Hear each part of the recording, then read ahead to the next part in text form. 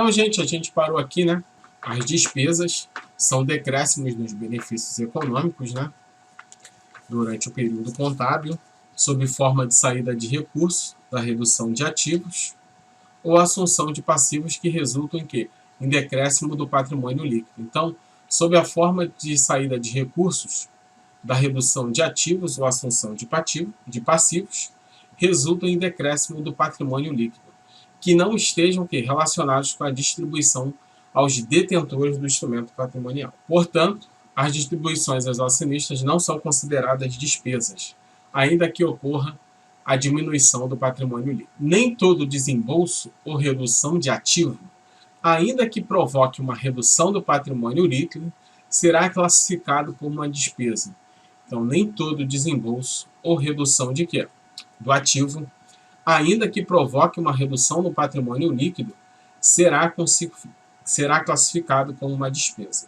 Então, nem todo desembolso ou redução de ativo, ainda que provoque uma redução de patrimônio líquido, será classificado como uma despesa.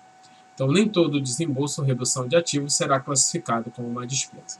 175 nos diz assim: o exercício social terá duração de 1 ano e a data do término será fixada no estatuto.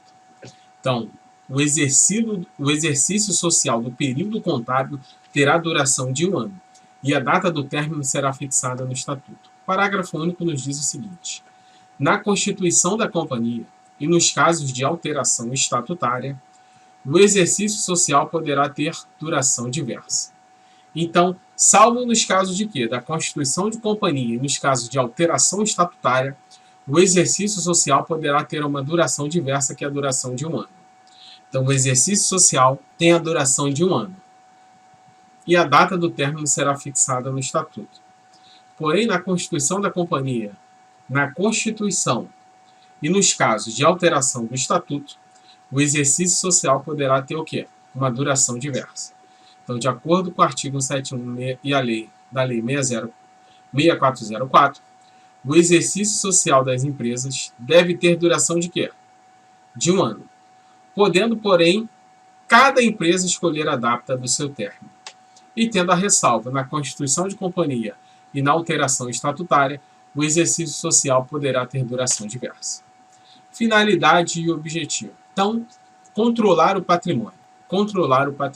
E fornecer informações úteis. Subsidiar o quê? A tomada de decisão. Então, controla o patrimônio para poder fornecer informações úteis, fidedignas, para subsidiar a tomada de decisões aos seus usuários. Então, finalidade e objetivo é controlar o patrimônio, fornecer informações úteis e subsidiar a tomada de decisão. A finalidade da contabilidade é assegurar o controle do patrimônio administrativo.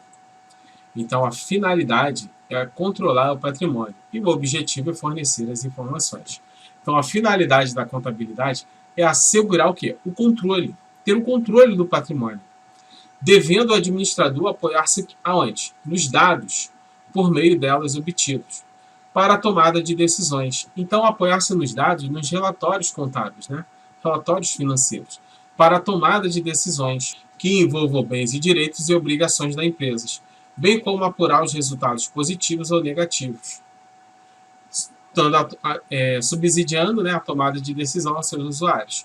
Então, a finalidade da contabilidade é assegurar o controle do patrimônio administrativo, devendo o administrador apoiar-se nos dados por meio dela obtido, para tomar decisões que envolvam bens, direitos e obrigações da empresa, bem como apurar os resultados positivos, os lucros ou os negativos, os prejuízos. Então, de acordo com o princípio da comparabilidade, uma entidade deve aplicar e divulgar determinada política contábil, visto que esse procedimento contribui para que os usuários sejam capazes de comparar as demonstrações contábeis que apresentaram ao longo do tempo, e também suas demonstrações contábeis com as diferentes entidades. Então, de acordo com o princípio da comparabilidade, uma entidade deve aplicar e divulgar determinada política contábil, visto que esse procedimento contribui para que os seus usuários sejam capazes de quê? De comparar as demonstrações contábeis que apresentaram ao longo do tempo, suas demonstrações, bem como as diferentes entidades. Então, o princípio da comparabilidade, né, de uma entidade, né, tem com que faça com que facilite aos seus usuários, né, comparar as demonstrações contábeis ao longo do tempo, durante cada final do período daquele exercício ali. Então, o princípio da comparabilidade deve possibilitar ao usuário o quê? O conhecimento da evolução entre determinada informação ao longo do tempo. Então, ele possibilita ao usuário, né, o conhecimento da evolução do patrimônio. Se está subindo, se está descendo, o que houve de um ano para o outro, do período contábil para o outro, né, ao longo do tempo, numa mesma entidade. Importante, numa mesma entidade, ou em diversas entidades, ou a situação destas no momento dado, com vistas à possibilidade de conhecimento das suas posições relativas. Então, o princípio da comparabilidade deve possibilitar ao usuário o conhecimento da evolução entre determinada informação ao longo do tempo, numa mesma entidade, em diversas entidades, situações destas no momento dado, com vistas a possibilitar o conhecimento das suas posições relativas. Comitê de Pronunciamento Contábil. Está aqui, né, gente? O CPC nada mais é que o Comitê de Pronunciamentos Contábeis. Então, o pronunciamento técnico, CPC 23, nos diz o seguinte: o objetivo deste patrimônio é definir critérios para a seleção e mudança de políticas contábeis, justamente com o tratamento contábil e a divulgação de mudanças nas políticas contábeis, a mudança nas estimativas contábeis e retificação de erro. O pronunciamento tem como objetivo melhorar a relevância e a confiabilidade das demonstrações contábeis da entidade. Então, o pronunciamento tem como objetivo o quê? Melhorar a relevância e a confiabilidade das demonstrações contábeis da entidade, bem como o quê? Permitir a sua comparabilidade ao longo do tempo com as demonstrações contábeis de outra entidade. Então está aqui o pronunciamento CPC do Comitê de Pronunciamentos Contábeis, CPC 23. Este pronunciamento tem por objetivo o quê? Melhorar a relevância e a confiabilidade das demonstrações contábeis da entidade, bem como permitir sua comparabilidade ao longo do tempo com as demonstrações contábeis de outra entidade. Pronunciamento número 23 tem como que objetivo melhorar a relevância e a confiabilidade das demonstrações contábeis da entidade, bem como permitir a comparabilidade ao longo do tempo com as demonstrações contábeis de outra entidade. O patrimônio é bode. O patrimônio, ele é o quê? Ele é um bode. Por que ele é um bode? Porque ele é um conjunto de bens, obrigações e direitos. E é indivisíveis. O patrimônio é bode, é um conjunto de bens, obrigações e direitos, e ele é indivisível. É um conjunto de bens, obrigações, direitos e é indivisível. O patrimônio, ele é bode, ele é um bem, ele é um conjunto de bens, obrigações e direitos, e é indivisível. O patrimônio é um conjunto de bens indivisíveis, é um conjunto indivisível de bens, direitos e obrigações. O patrimônio é um conjunto indivisível de bens, direitos e obrigações. Então, o patrimônio é um conjunto indivisível de bens, direitos e obrigações. Patrimônio, conjunto de bens, direitos e obrigações, e ele é indivisível. Patrimônio bruto, bens e direitos, é o ativo. O patrimônio bruto é o ativo. Então está aqui, né, o balanço patrimonial. Temos aqui o ativo, que é o patrimônio bruto, que o ativo é formado por bens e direitos. Aqui nós temos a obrigação. Então o patrimônio, ele é o conjunto de bens e direitos e ele é indivisível. E nós temos o patrimônio líquido, ou a situação patrimonial líquida, que ela está configurada aqui. Beleza? Capital pode ser. Então, o capital ele pode ser o quê? de terceiro ou capital próprio. Então, o capital ele pode ser de terceiro e o capital próprio. Então, está aqui de novo o nosso balanço patrimonial. O ativo, a situação patrimonial líquida e as obrigações. Então, o capital de terceiro vai entrar aqui, ó, nas obrigações, no passivo exigível. E o capital próprio, no patrimônio líquido. Beleza? Ou seja, falar genericamente de capital não quer dizer que se está falando exclusivamente de patrimônio líquido, lógico, porque pode estar o capital de terceiro aqui. Pois no passivo também se fala em capital de terceiros. Então não deve falar no capital genericamente. O capital está no patrimônio líquido? Não. Necessariamente ele não pode estar no patrimônio líquido. Ele também pode estar onde? Lá nas obrigações, no passivo exigível. O objeto da contabilidade é o patrimônio. Cansado de ver isso com vocês. É o patrimônio, que se constitui de bens, direitos e obrigações. O objeto da contabilidade é o patrimônio, que se constitui por bens, direitos e obrigações. Bens e direitos, nós temos o ativo. As obrigações, nós temos o passivo exigível. A DVA, que é a demonstração do valor adicionado, que é obrigado para que tipo de determinada empresa? As SAs de capital aberto. Para as SAs de capital fechado, é facultativo. Mas para a SA de capital aberto, é obrigatório. É uma das demonstrações contábeis.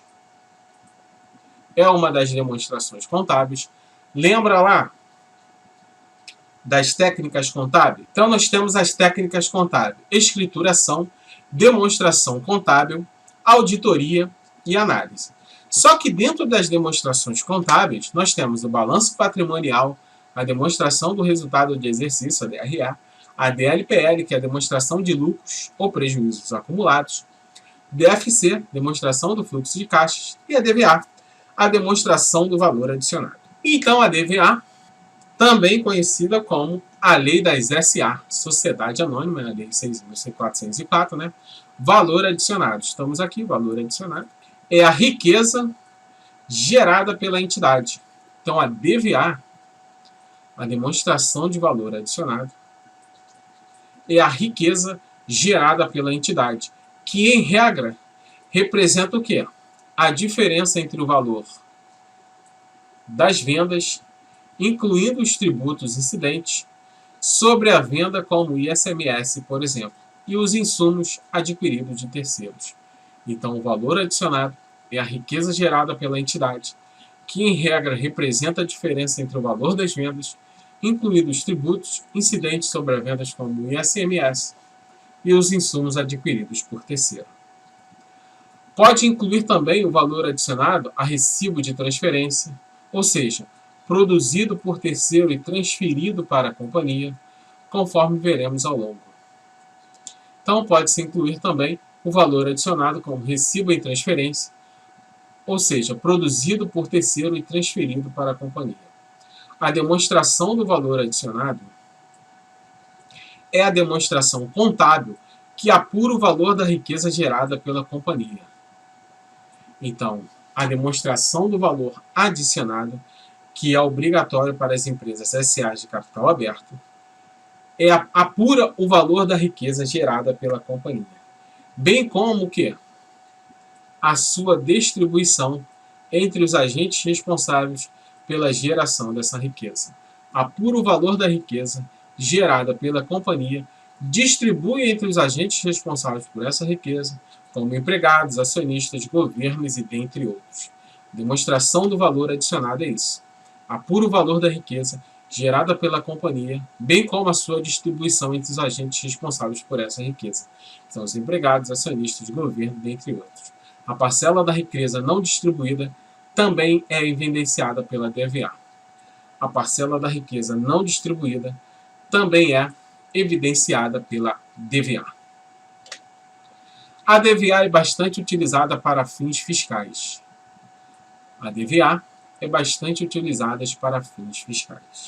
A demonstração do valor adicionado também é utilizada para fins fiscais, pois através dela o governo tem acesso a toda a riqueza produzida, distribuída ou transferida para as entidades. Então, a DVA é bastante utilizada para fins fiscais, pois através da DVA o governo tem acesso a toda a riqueza produzida, distribuída ou transferida para as entidades. O CPC, o Comitê de Pronunciamento Contábil, considera a utilidade das informações fornecidas pela DVA de extrema importância para os usuários das demonstrações contábeis. Então, o CPC considera a utilidade das informações fornecidas pela DVA de extrema e suma importância para os usuários das demonstrações contábeis. Por isso, o CPC encoraja as demais companhias a elaborá-la, mesmo não sendo obrigatório por lei, como no caso da empresa de capital fechado. O CPC 09 estabelece critérios para a elaboração e a apresentação da demonstração do valor adicionado. Então, o CPC 09 estabelece critérios para a elaboração e a apresentação da DVA, que é demonstração do valor adicionado. Um dos elementos do balanço social com o objetivo de demonstrar a riqueza gerada pela entidade e sua devida distribuição em um certo período. Então, de acordo com o CPC 09, Comitê de Pronunciamento Contábil, estabelece critérios para a elaboração e apresentação da DVA, da demonstração do valor adicionado. Um dos elementos do balanço social com o objetivo de demonstrar a riqueza gerada pela entidade, bem como a sua devida distribuição em um certo período aos seus usuários. A maior parte dessa informação é obtida através de uma demonstração contábil. Então, a maior parte dessa informação é obtida através de outra demonstração contábil, a DRE, demonstração do resultado de exercício. Então, para você ver, né, como elas estão interligadas. Para poder fazer a DVA, a demonstração do valor adicionado, ela precisa da DRE, que é a demonstração do resultado de exercício, porque a maior parte da informação obtida pela DVA é através da DRE, da demonstração do resultado de exercício. Conforme podemos observar na imagem acima, temos a seguinte estrutura na DVA. Então, a DVA tem a seguinte: venda de mercadoria, produtos e serviços, outras receitas, provisão para crédito de liquidação duvidosa, insumos adquiridos de terceiro, custo dos produtos, das mercadorias e dos serviços vendidos. Então, a estrutura da DVA, né, da demonstração do valor adicionado, pode vir de venda de mercadoria, produtos e serviços, outras receitas, provisão para crédito de liquidação duvidosa, insumos adquiridos de terceiro, custo dos produtos, das mercadorias e dos serviços vendidos. Materiais, energia, serviço de terceiros, perda e recuperação de valores ativos, depreciação, amortização e exaustão, o valor adicionado recebido em transferência, resultado de equivalência patrimonial, receitas financeiras e outras receitas. Materiais, energia, serviço de terceiros, perda e recuperação de valores de ativos, depreciação, amortização e exaustão, valor adicionado recebido em transferência, resultado de equivalência patrimonial, receitas financeiras e outros tipos de receita. Objetivos da DVA. Quais são os objetivos da DVA? O análise de desempenho econômico da companhia. Então, o objetivo da DVA é o quê? O análise de desempenho econômico da companhia. Cálculo do PIB e de alguns indicadores sociais. Geração do valor e distribuição de riqueza. Geração de valor e distribuição de riqueza. Informações sobre a contribuição da empresa no meio social. O mais importante é essa daqui, né? Então, os objetivos da DVA é o quê? A análise do desempenho econômico da companhia, o cálculo do PIB e alguns indicadores sociais, geração de valor e distribuição de riqueza, informação sobre a contribuição da empresa no meio social. Então, a gente está aí, né? Terminamos aí, né, o resuminho de noções de contabilidade, né? A parte de usuários, questões de conceito, objeto, finalidade e usuários. Vamos pegar agora 40 exercícios da Banca CESP e partir para outro assunto, porque a prova já está em cima. Então, para você que gostou, deixe seu like, se inscreva no canal e não sai daí não.